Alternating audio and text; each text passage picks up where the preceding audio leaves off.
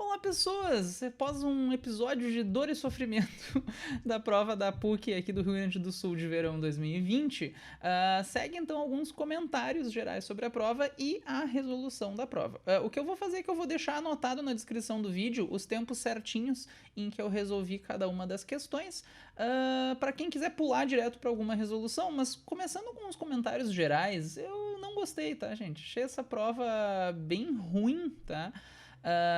Não, eu posso falar isso na internet, assim, sem ser processado? Será? Será que eu posso? Me disseram que a prova foi bem ruim. Eu, pessoalmente, Felipe, não estou dizendo nada.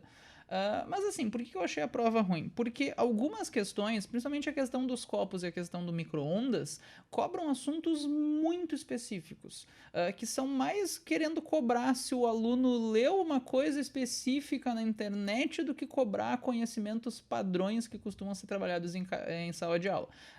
Então, questões muito detalhistas assim, eu pessoalmente não gosto. Principalmente essa altura do campeonato, fim do ano, às vezes desestimula o aluno, que ele fica o ano inteiro estudando para chegar na prova, cobrar o detalhe, dele vai ler, ele sai da prova se sentindo um merda. Claro que o objetivo da prova não é fazer os alunos se sentirem bem, né? Claro que não. Mas eu acho que para uma prova de seleção, colocar questões muito específicas prejudica. E eu falo por mim mesmo. Vocês vão ver que, por exemplo, na questão do micro-ondas, eu mesmo escrevi um trabalho que fala a resposta certa daquela questão. Mas eu sei que não é o comum de se estudar em sala de aula. Então eu acho que, enfim, para uma prova de seleção eu não gostei das questões que foram escolhidas. A questão 35, como tem umas contas chatinhas com espelho, aquela questão do campo magnético também. Se tu nunca viu esse tipo de questão antes, tu poderia se embananar um pouquinho nas contas. Ela cobra umas fórmulas muito específicas de campo magnético que não tá na ponta da língua de todos os alunos. Então eu pessoalmente não gostei muito da prova como um todo, tá? Certamente muita gente caiu no pega-ratão, tanto na questão do copo quanto na questão do micro-ondas. Mas vamos dar uma olhadinha em como a gente resolvia essas questões. A primeira questão era talvez uma das mais simpáticas da prova, que as três primeiras questões eram as questões mais ok da prova. A primeira questão é uma questão clássica de um movimento misto, porque ela fala de um carro que está percorrendo 1.100 metros em 2 minutos.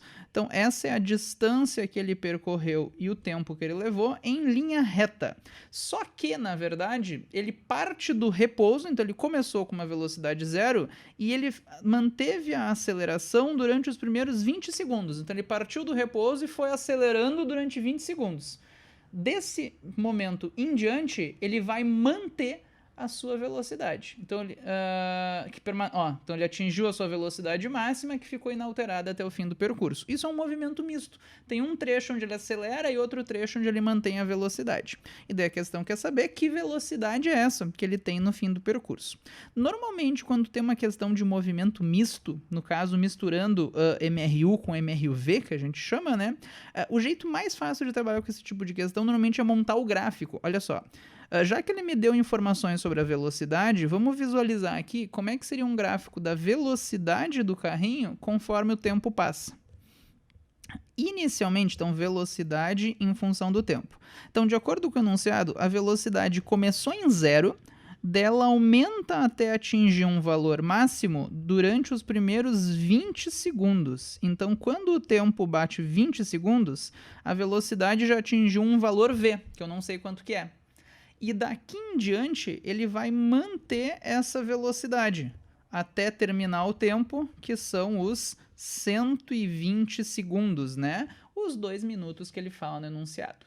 A parte interessante, então é que, notem que o primeiro trecho acelerou, manteve a velocidade. Quando tu tem um gráfico de velocidade por tempo, a área embaixo desse gráfico, e quando eu digo área, eu estou falando de toda a área entre o gráfico e o eixo horizontal, representa a distância percorrida pelo carrinho, o deslocamento nesse caso, vai dar na mesma.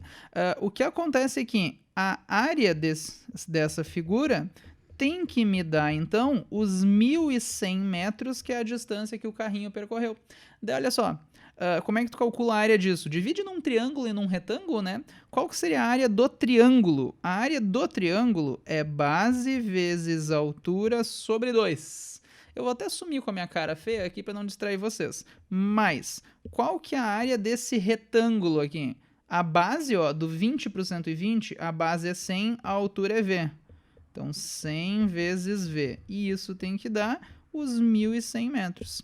O 20 com o 2 corta, tu vai ter que 10V mais 100V, então 110V é igual a 1.100, ou seja, V é igual a 10. O quê?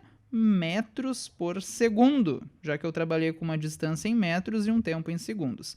Nota que as alternativas estão em quilômetros por hora. Para passar de metros por segundo para quilômetros por hora, a gente multiplica por 3,6, né? Então, 10 metros por segundo, aquele vezes 3,6 maroto, vai dar 36 quilômetros por hora.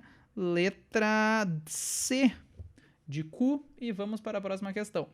A questão 32 fala o seguinte: totalmente imerso na água e contida num recipiente, um cubo, ó, então totalmente imerso. O cubo está completamente dentro de um copinho com água. Tu tem um cubo que tem uma aresta de 1 centímetro, então cada lado do cubo vale 1 centímetro, que eu já vou escrever que é 0,01 metro, para não me atrapalhar nas unidades depois. Esse cubo, ele está dentro da água, totalmente imerso no copo com água. E ele diz que permanece em equilíbrio para qualquer posição. Uma coisa interessante, tu já se dá conta, é o seguinte: se o cubo fosse menos denso que a água, ele ia boiar e ficar na superfície. Se o cubo fosse mais denso que a água, ele ia afundar e entrar em equilíbrio no chão. Se ele fica em equilíbrio em qualquer lugar, ou seja, ele não vai para a superfície nem para o chão, em qualquer lugar dentro da água ele fica em equilíbrio, isso é quando a densidade do corpo é igual à densidade do líquido. De novo, se o corpo fosse mais denso, ele tinha ido para o fundo, menos denso, ele vai para cima.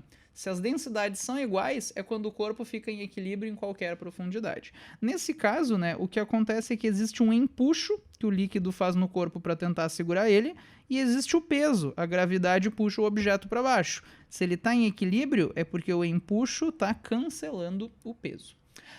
Ele te diz que a aceleração da gravidade é 10, a massa específica da água é 1.000 kg por metro cúbico. Ele quer saber a massa do cubo e o valor do empuxo. Como os valores de empuxo são diferentes, aqui até tem dois iguais, mas eu vou começar calculando o empuxo, que tem uma formulinha pronta. Então, para fazer a questão 32, fazer aqui embaixo, o empuxo, quando tem um corpo dentro de um líquido, o empuxo que ele sofre é a densidade do líquido vezes o volume que está dentro do líquido vezes G. Bom, a densidade do líquido, a massa específica do líquido, é 1.000, está no enunciado. Volume do corpo, aí é que tá. O lado do cubo é 0,01 metro. Isso é 10 na menos 2 metros, né? O volume de um cubo é o lado ao cubo. Então, se a gente for calcular aqui, ó, o volume do cubo é esse lado ao cubo. 10 na menos 2 ao cubo fica 10 na menos 6. O quê? Metros cúbicos. Então, o volume do cubo é o volume que está submerso, né? Porque diz no enunciado que ele está completamente dentro do líquido. Então, isso aqui é 10 na menos 6. E o G vale 10.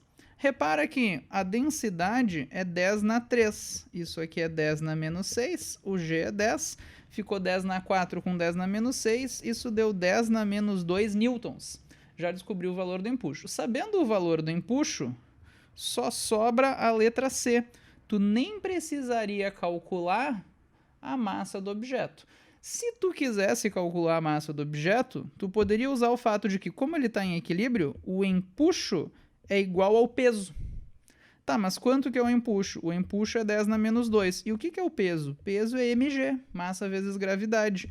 Como o g vale 10, se tu isolar o m, fica 10 na menos 2 dividido por 10, isso vai dar 10 na menos 3 quilogramas. Então, letra C de clamídia. Vamos para a próxima questão. A questão 33 é uma questão bem legal também, que ela fala o seguinte, que tu tem uma experiência que conforme algumas grandezas físicas, blá blá blá. Tu tem, olha só, tu tem massas iguais, começa a destacar as informações aqui, porque as massas são iguais, destacar, não riscar, né? Tu tem massas iguais de água e de ferro, recebem a mesma quantidade de calor. E daí ele quer saber quando, blá blá blá, ó, massas idênticas, ele reforçou, iguais quantidades de calor, não ocorre mudança de estado. O pontinhos, blá, blá, blá, não haja perdas de energia térmica para o ambiente. O pontinhos, calor, pontinhos, sofrerá pontinhos, temperatura. Primeira coisa, se ele está falando em mudar de estado, não em mudar... Desculpa, ele está falando em mudar de temperatura, não em mudar de estado. Quando tu muda de temperatura, é um calor sensível, que é a formulinha do Q-macete. Quando tu muda de estado, daí é um calor latente, que é a formulinha do Q-mole. Nessa questão, não envolve mudança de estado, então não tem nada a ver com calor latente. Tu já pode riscar essas duas alternativas aqui. Dele quer saber se tu tem maior ou menor calor específico e o que isso influencia na temperatura. É só tu pegar essa formulinha e isolar, por exemplo, a variação da temperatura. Olha só, a variação da temperatura é o calor sob M vezes C. Comparando a água e o ferro, o calor é igual para os dois, o calor recebido é o mesmo para a água e para o ferro, a massa é igual, tá no enunciado, mesmo calor e mesma quantidade de calor, mesma massa. Daí eu posso ver que quem tem mais calor específico vai dar o quê? Menos variação de temperatura. É inversamente proporcional. Então, o de maior calor específico terá menor variação de temperatura. Isso faz sentido. Lembra que o calor específico tem a ver com a dificuldade de fazer um objeto mudar de temperatura. Então, quem tem mais calor específico tem menos mudança de temperatura.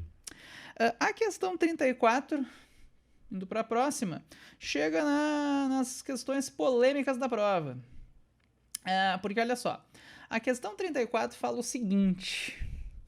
que um instrumento musical rudimentar pode ser criado a partir de 5 copos idênticos entre si, que contêm diferentes quantidades de água. Então, os copos são iguais, está aumentando o nível da água. Daí, supondo que o toque uma pessoa meio de uma colher, tá a pessoa batendo com a colher na lateral do copo, ele quer saber o que acontece. Há um aumento de pontinhos no som. Olha só, eu vou primeiro mostrar para vocês o jeito malandro de resolver essa questão, depois eu falo o raciocínio. Esse jeito malandro até foi conversando com colegas, porque eu lendo a questão a primeira vez eu nem me dei conta. Quando tu fala em frequência do som, lembra que em física, dizer que o som é alto ou baixo é o mesmo que dizer frequência alta ou frequência baixa. Então, em física, a altura do som é sinônimo de frequência do som. Então, sendo meio malandro, a resposta não pode ser frequência, porque altura e frequência é a mesma coisa, né? Tu não pode ter duas alternativas. Se um deles fosse a resposta, o outro também seria. Então, como as duas alternativas dizem a mesma coisa, tu não pode ter duas respostas, essa não é a resposta. O que mudou? Velocidade do som, tu tá sempre batendo com a colher no vidro. Lembra que a velocidade de uma onda depende do meio. O meio onde esse som está sendo produzido não mudou, então a velocidade não mudou. Com certeza não é a velocidade. Então, por eliminação, a única resposta possível seria comprimento de onda. O que está acontecendo aqui? A primeira vez que eu vi essa questão, na verdade, ali correndo, resolvendo no conforto do meu lar, eu interpretei meio errado. Porque eu estava pensando nessa coluna de ar que existe em cima do líquido. E daí qual que foi o meu raciocínio, né? Eu acho que muitos alunos que estudaram bastante é capaz de errarem a questão por pensarem demais. O meu raciocínio foi, a coluna de ar está diminuindo. Daí eu pensei no ar vibrando, eu pensei, então o comprimento de onda está diminuindo. Daí se diminui o comprimento de onda, aumenta a frequência. Qual que é o erro desse raciocínio?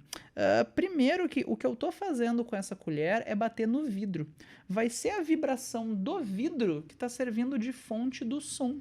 Então eu não tenho que pensar realmente na colher, no ar, eu tenho que pensar no vidro vibrando. E o que acontece? Quando tu pega um copo, eu vou mostrar aqui para vocês, e tu bate nesse copo com uma colher, o que acontece é que a estrutura do copo fica vibrando para dentro e para fora. E daí essa vibração do vidro é o que empurra o ar em volta dele e produz a onda de som que se propaga pelo ar e chega no teu ouvido.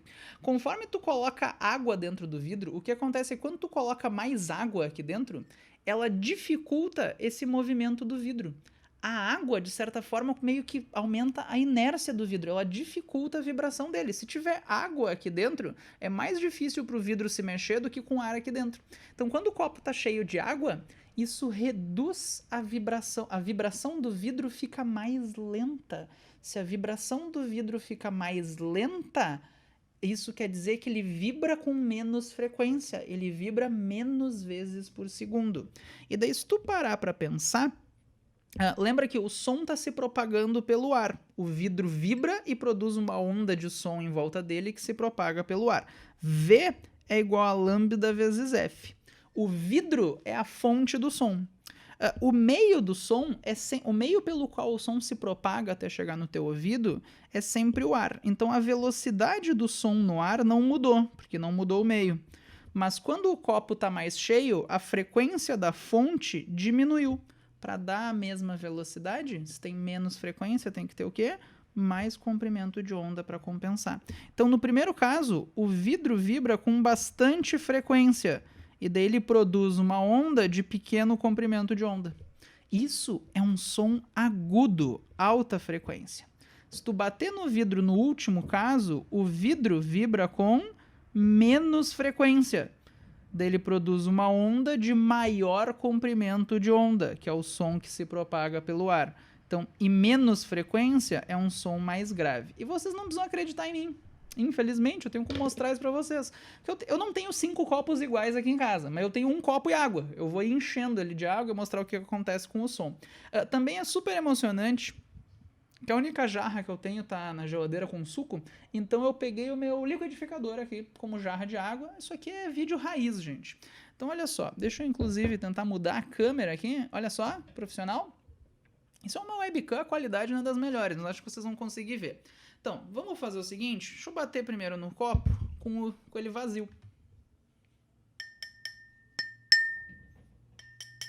Acho que o microfone tá pegando. Vamos pôr um pouquinho de água e ver o que acontece com o som. A princípio, o som tem que ficar mais grave. Isso indica menos frequência, mais comprimento de onda. Se tu colocar mais água ainda, a ideia é que essa água toda que está dentro do copo agora está dificultando a vibração do vidro, né? Ele vibra com menos frequência, som mais grave. Acho que deu para ver, né? Ver não, ouvir. Vocês entenderam a ideia. Então, resposta certa, letra D de novo. Gostei dessa questão? Eu acho ela interessante como curiosidade, né? O que tá acontecendo? Mas assim, gente, vou ser bem sincero, tu pensar nisso sozinho na hora da prova, eu acho um saco, tá? É difícil. Muitas das pessoas que acertaram essa questão, eu me arrisco a dizer que foi ou por eliminação, que nem eu mostrei no começo, ou foi meio que no chute. Fazer esse raciocínio na hora da prova, se tu não sabia disso antes, eu acho bem complicado, tá? Então, não é uma questão fácil e é o detalhe do detalhe. Mas vamos lá. Questão 35. A questão 35 diz que está diante de um espelho esférico, então ou é convexo ou é côncavo, né? A imagem de um objeto é direita, lembrando que a imagem direita é sempre virtual, quando tu tem um único espelho ou lente. Então, a imagem é direita. Considerando a distância focal e o aumento linear transversal desse espelho, valem, respectivamente, 20 centímetros e 0,1. Tá. Então, a distância focal é 20 centímetros e o aumento linear transversal, isso é a ampliação da imagem, né? Vale 0,1. Primeira coisa, o que é esse aumento aqui? Isso quer dizer que a imagem, o tamanho da imagem é 0,1, ou seja, 1/10, né, do tamanho do objeto. Se eu te disser que a ampliação vale 2, quer dizer que o tamanho da imagem é o dobro do tamanho do objeto. Se a ampliação fosse 0,5, quer dizer que o tamanho da imagem é metade do tamanho do objeto. Então, uma ampliação 0,1 quer dizer que o tamanho da imagem é 1/10 do tamanho do objeto. Isso indica uma imagem encolhida. Daí tu já pode perceber imagem menor que o objeto, né? Sempre que a ampliação for menos que 1 em módulo, né? Isso indica uma imagem encolhida. Então tu já pode perceber que é uma imagem virtual direita em menor, é uma imagem de cabeça para cima e encolhida. Daí tu teria que reconhecer que isso é o espelho convexo. No espelho côncavo, quando tu está próximo do espelho, tu tem uma imagem virtual ampliada. No espelho convexo, aquele espelho bolha que tu tem em ônibus, loja, às vezes, daí ele encolhe a imagem. E daí ele quer saber o raio de curvatura, onde é que está o objeto, onde é que está a imagem. Vamos lá. Agora vai ser continha, gente, não tem muito o que fazer. Detalhe, quando é um espelho convexo, lembra que a gente considera o foco como negativo. Então a distância focal nas formulinhas vai entrar como menos 20 centímetros. Vamos fazer o seguinte, essa ampliação que é 0,1, eu vou escrever assim, ó, 1/10. Quer dizer que a imagem tem 1/10 do tamanho do objeto. Indo para as formulinhas, lembra que a ampliação é menos de dó. E ó, a razão entre a imagem e o objeto, que é a ampliação, é menos de dó. Então, olha só, 1/10 é igual a menos di sobre dO. Multiplica cruzado dos dois lados, tu vai ter que dO é menos 10 di. Então, eu achei a relação entre a distância que o objeto está do espelho e a distância que a imagem está do espelho. Que outra formulinha que a gente poderia usar para ir para frente? Existe a outra formulinha, que é a formulinha do fudido. 1 sobre a distância focal, 1 sobre f, é 1 sobre di mais 1 sobre dó. Só substituir, porque olha só, qual que é a distância focal? Menos 20, não esquece desse menos, senão vai dar errado. A distância da imagem, não sei. Mais distância do objeto. A distância do objeto, eu sei que é menos 10 di. E se tu não levar esse sinal junto, vai dar problema. Olha só, entre di e 10 di, o mínimo múltiplo comum, eu vou pôr que é 10 di. Daí 10 di por di vai dar 10, mais 10 di por menos 10 di dá menos 1. Então, na verdade, isso aqui ficou menos 1, isso é menos 1 sobre 20, né? De novo, não esquece desse menos aqui. Nota que aqui em cima, 10 menos 1 é 9. Já vamos pular um passo aqui. 9. Agora é só multiplicar cruzado, né? Tu vai ter que 10 di, aquele menos 20 eu vou passar multiplicando. É igual a menos 20 vezes 9. Menos 20 vezes 9 é menos 180. Menos 180, então o DI deu menos 18, o que? Centímetros, que é a unidade que eu estou trabalhando. Esse menos indica que é 18 centímetros para dentro do espelho. Falando isso de outro jeito, esse menos indica uma imagem virtual. Mas então, a imagem está a 18 centímetros do espelho em módulo. É isso. O menos só quer dizer, né, como eu estava comentando, que é uma imagem virtual. Letra C. Conta chatinha, nada impossível para quem... Mas se tu não praticou esse tipo de questão antes, é meio chatinho. Não lembro de uma outra questão desse estilo na PUC nos últimos anos, mas vamos lá. Questão 36, a questão polêmica da prova, talvez a mais, né, entre as outras, que pede como que qual o processo físico por trás do micro-ondas esquentar a água. Por que essa questão é polêmica? Porque muita gente aprende errado, e é comum ver em livros, e já caiu em outros vestibulares, que o fenômeno que o micro-ondas usa para esquentar a água é um exemplo de ressonância. Isso não é verdade, tá? O micro-ondas não faz ressonância da água. Eu mesmo já escrevi um trabalho sobre isso. Eu vou deixar o link aqui na descrição do vídeo. É uma explicação bem completinha de por que o micro-ondas não é um exemplo de ressonância, e daí lá eu explico justamente que o termo técnico correto para o fenômeno que acontece no micro-ondas para aquecimento da água é aquecimento dielétrico. Por que mesmo eu sabendo a resposta correta acho isso uma questão sacana? Porque muita gente aprende errado e não é culpa da pessoa, tá? Tem muito, como eu falei, tem muitos livros e já teve outras questões de vestibulares que trazem o nome errado como ressonância, e daí é maldade, né? Quem fez essa questão queria, enfim, é uma boa questão do ponto de vista de agora acho que as pessoas vão aprender o certo. Para mim, que foi quem escreveu um post sobre isso, é bom, né, dar uma certa visualização, digamos assim, valoriza o trabalho, mas para cobrar do aluno de ensino médio que ele saiba esse nome, eu, poxa, não acho legal. Acho muito detalhista, né? Mas enfim, eu vou explicar mais ou menos como é que funciona o micro-ondas para vocês terem uma noção, então, do processo. Daí vocês podem acessar também aqui na descrição do vídeo uma explicação mais completinha se vocês quiserem. Mas a resposta certa então é que o processo que acontece no micro-ondas se chama aquecimento dielétrico. O que acontece, gente, quando o micro-ondas vai interagir com as moléculas de água é que o micro-ondas ele produz ondas elétricas e magnéticas, ondas eletromagnéticas. Então, basicamente, são ondas estacionárias que se estabelecem ali dentro, mas basicamente tem um campo elétrico oscilando, ondulando, sacudindo para cima e para baixo dentro do micro-ondas. Se tu pensar na molécula de água, ela é uma molécula polar. A região do oxigênio é mais eletronegativa, né? Então ela fica levemente negativa. A região dos hidrogênios é levemente positiva. Eu vou dar uma simplificada no desenho e eu vou considerar que a molécula de ar é tipo um feijãozinho assim, que tem um lado negativo e o outro lado positivo. O que acontece quando tem um campo elétrico em cima dessa molécula? Ó? Vamos desenhar aqui um campo elétrico. Então, o micro-ondas cria uma onda eletromagnética. O que acontece aqui? Numa molécula de água, por exemplo, que esteja nessa região aqui, ó, vamos pôr o mais e o menos. Lembra que quando tu coloca uma carga dentro de um campo elétrico, ela sente uma força. E o que tu tem que saber é que cargas positivas sentem força a favor do campo, cargas negativas sentem força contra o campo. A região positiva da molécula sente uma força a favor do campo elétrico. A região negativa da molécula, então, sente uma força contra o campo elétrico. O que vai acontecer com essa molécula?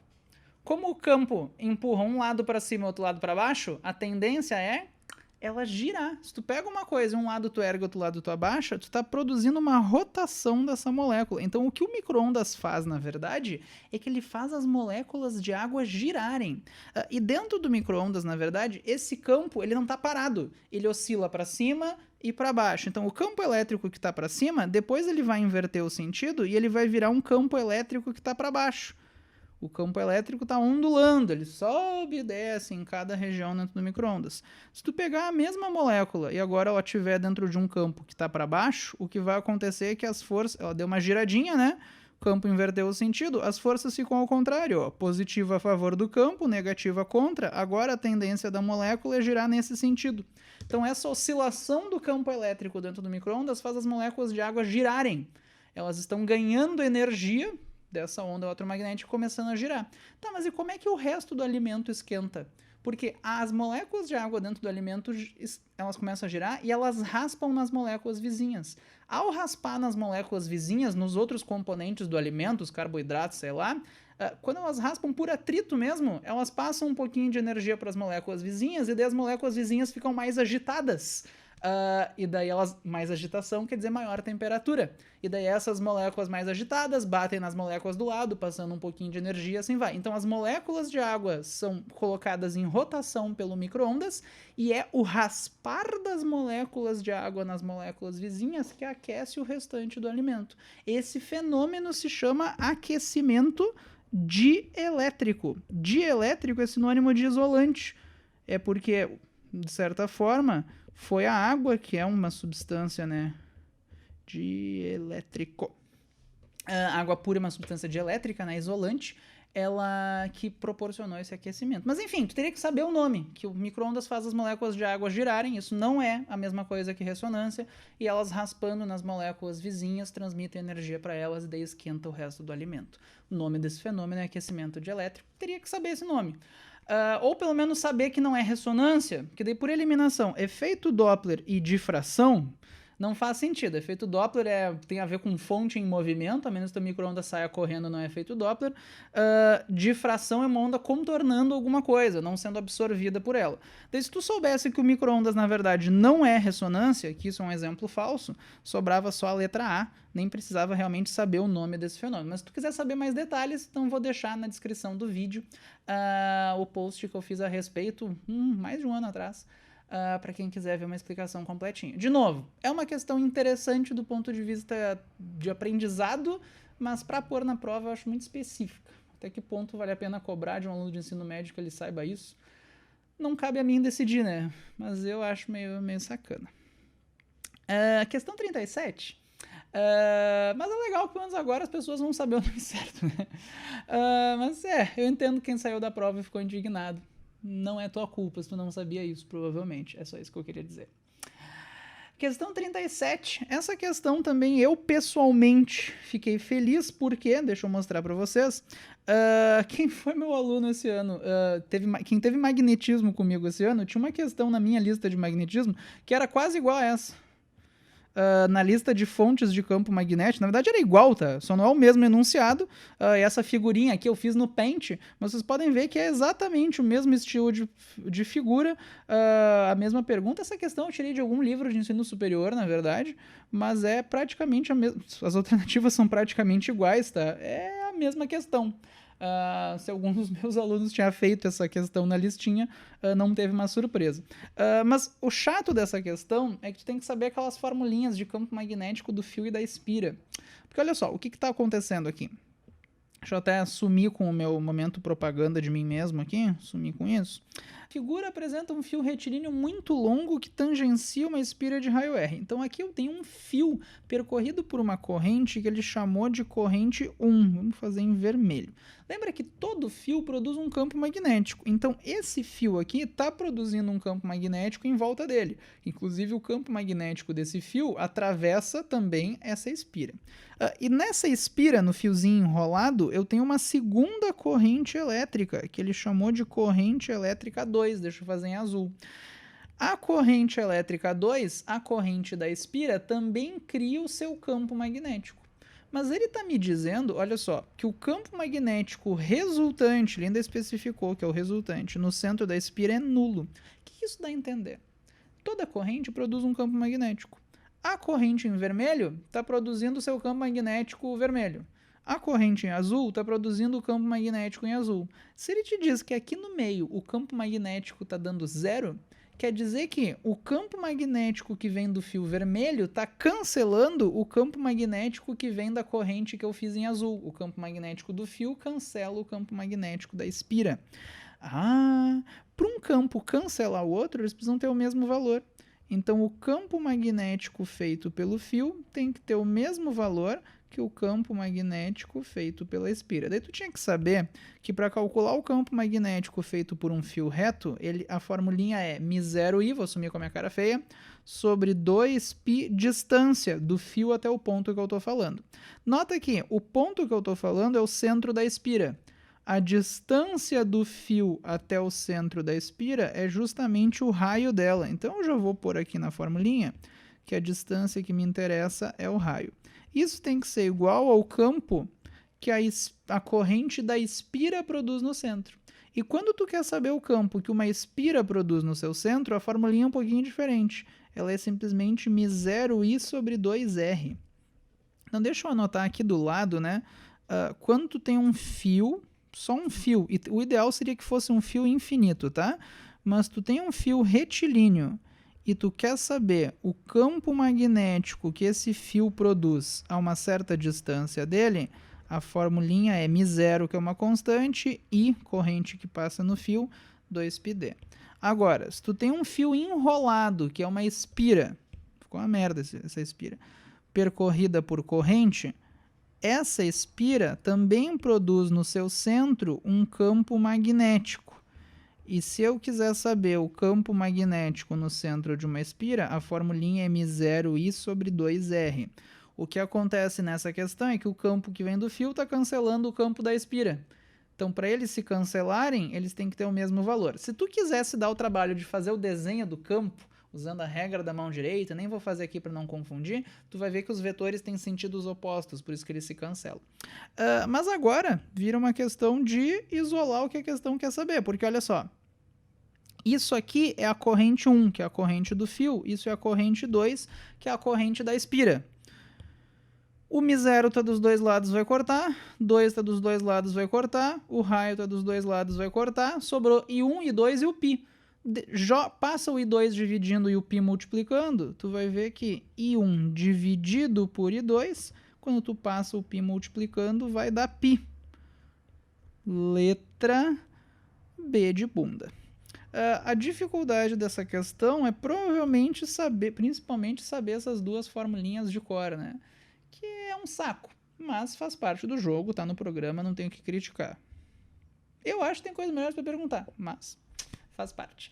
Muito obrigado pela atenção, espero que isso tenha ajudado vocês, então, a fazer essas continhas, enfim, aprender alguma coisa, talvez. Qualquer dúvida, podem deixar aí nos comentários, espero que tenha ajudado e até a próxima. Aquela coisa, se tu achou que ajudou, dá um like no vídeo, se inscreve no canal, me manda dinheiro, sei lá, vai que, né? Obrigado, gente.